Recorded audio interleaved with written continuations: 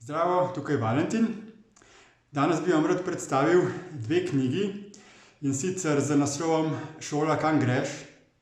To sta knjigi, ki sem ju ravnokar prebral in govorita o našem javnem šolskem sistemu.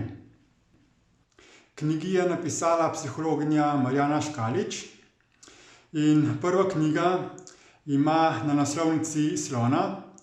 Slon ponazarja tistega slona v sobi, ki je tako velik, da ga nihče ne more spregledati, vendar pa nihče noče o njem govoriti, ker je neka taka težka zadeva za spremeniti. Drugi del knjige pa ima na naslovnici žabo, ki se počasi kuha v loncu, in to ponazarja tisti način kuhanja žabe, ko se jo vrže v hladno vodo in potem se počasi segreva ogenj, kajti žaba ne prepozna počasnega dvigovanja temperature in se ne more pravočasno umakniti iz lonca, torej se živa skuha. V tej knjigi v dveh delih je Marjana Škalič zelo nazorno pojasnila problematiko našega šolskega sistema, pa tudi samega javnega in pa prisilnega šolskega sistema nasploh. To je sistem, ki je nastal na osnovi pruske vojaške šole. In ta sistem je bil precej učinkovit za čas industrijske revolucije, ko je bilo potrebno, da se ljudi iz podeželja pripelje v mesta, da so potem lahko potrpežljivo delali na industrijskih delovnih strojih in za tekočimi trakovi. Kot pa vidimo, se je stanje v sedanji družbi precej spremenilo. Torej vse več je avtomatov, robotov, umetne inteligence, ki nadomešča človeka. In ljudje ne rabimo več biti za tekočimi trakovi. Vendar pa šolski sistem se ni prilagodil tej spremembi v družbi, še vedno nas obravnava kot surovino. Torej, ko otrok doseže določeno starost, ga dajo v šolo in se otroka potem vzgaja po enotnem učnem načrtu.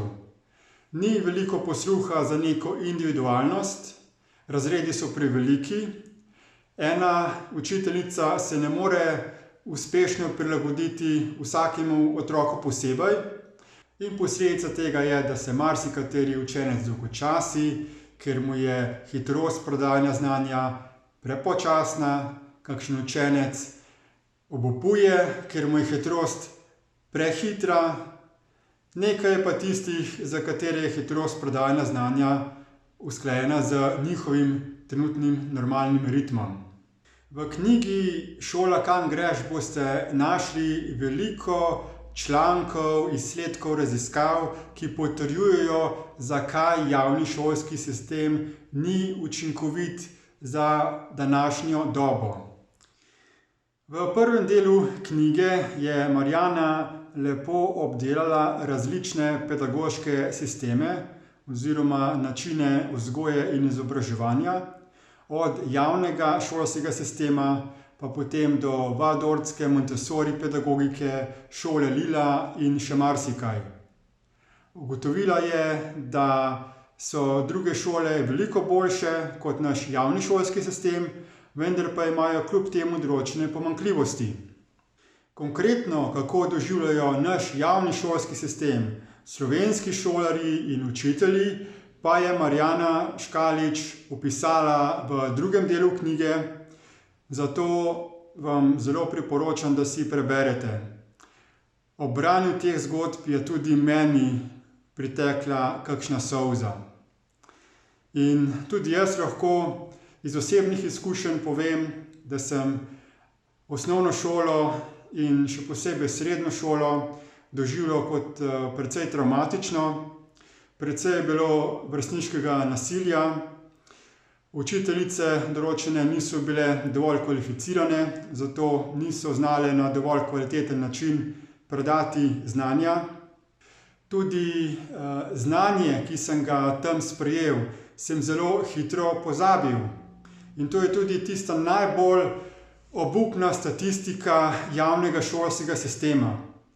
Da sicer poskušajo na Ministrstvu za izobraževanje določiti nek učni načrt, nek kurikulum, ki ne bi ga potreboval vsak državljan, zato da se nekako poenotimo glede razumevanja nekih znanj, veščin, zgodovine in tako naprej. Ampak kaj pomaga to, da se učimo ogromne količine informacij, če potem po nekaj dnevih, tednih, mesecih ali letih večino tega znanja pozabimo? Lahko se recimo odrasli vprašate, koliko tistega znanja, ki ste se ga poskusili zapomniti v osnovni šoli in za katerega ste potem opravili preverjanje za izpiti, vam je sedaj še ostalo v spominu. Nekateri rečejo zelo malo, nekateri rečejo 5%, 10%, 20%, odvisno tudi od sistema učenja. In sedaj, v letu 2020, ko se tudi javni šolski sistem zapira, ko ni več možno fizično hoditi v šole, ko se uvaja šolanje na daljavo, šolanje na domu, se majčkeno stvari spreminjajo. Ampak še vedno se otrok na domu uči na enak način, kot pa v šoli. Se pravi, učitelj je tisti, ki mu predaja neko znanje, potem pa ga otrok poskuša vtisniti v spomin.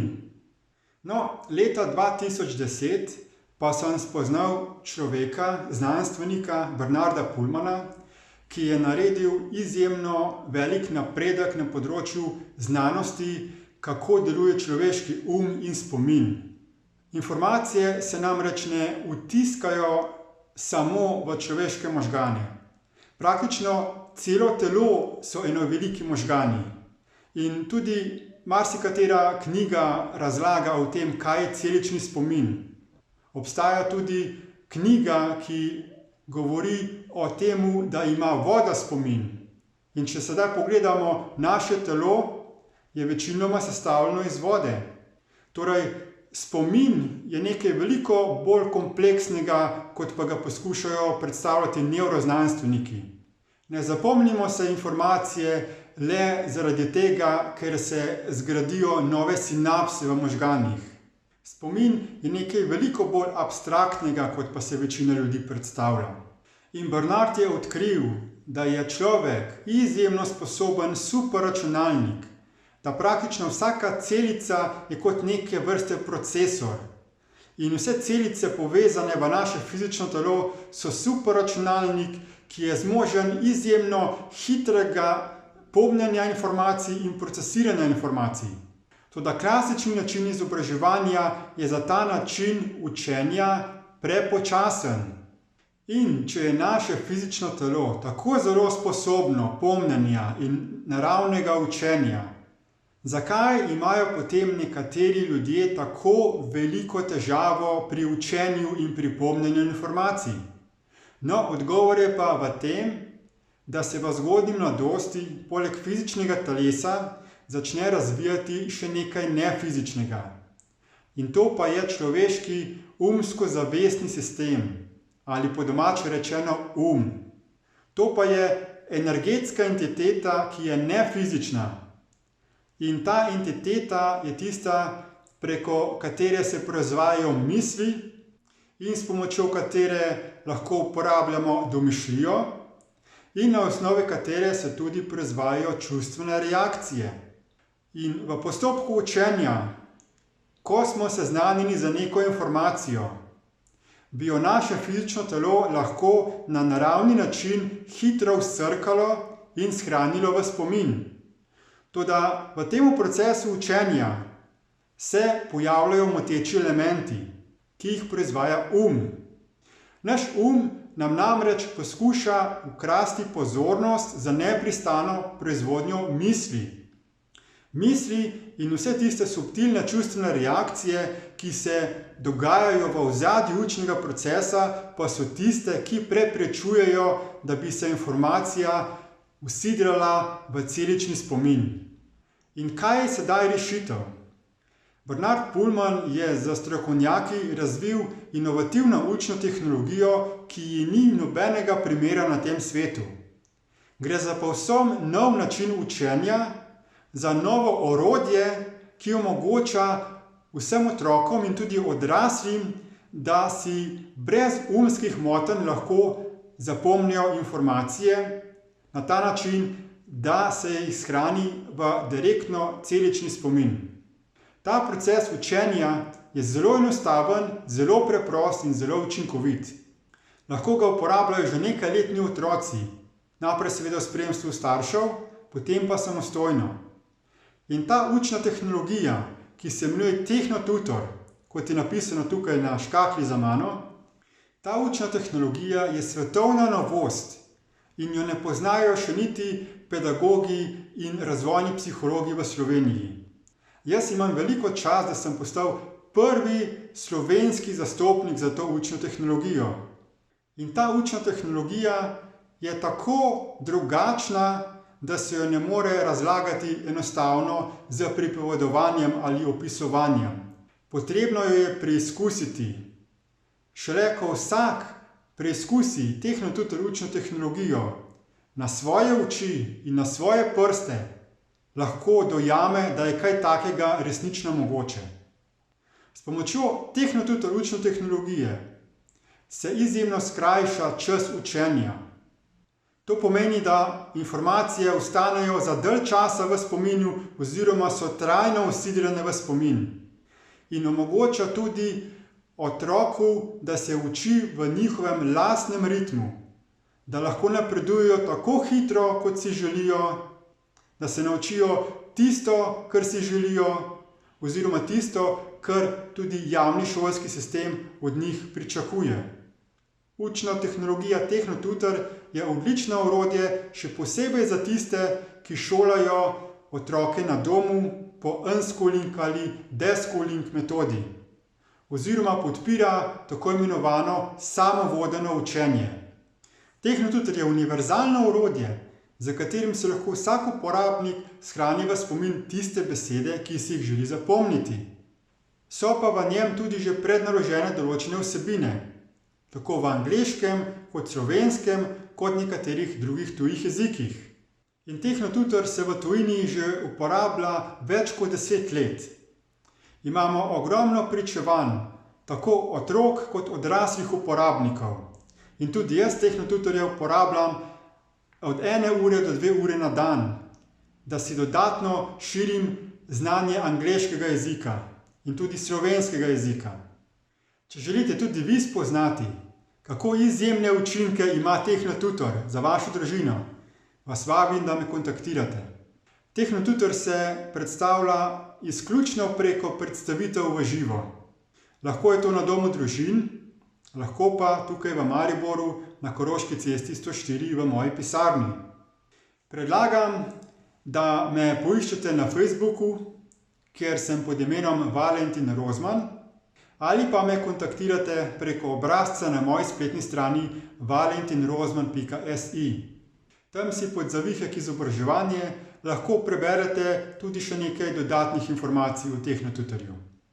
Veselim se vaše Facebook prošnje za prijateljstvo ali elektronskega sporočila in seveda vas vabim, da tudi vi preberete knjigo Marjane Škalič z naslovom Šola, kam greš, da boste razumeli, kako dejansko mučen je naš javni šolski sistem in koliko trpljenja lahko prihranite vašim otrokom z pomočjo Tehnotutor učne tehnologije.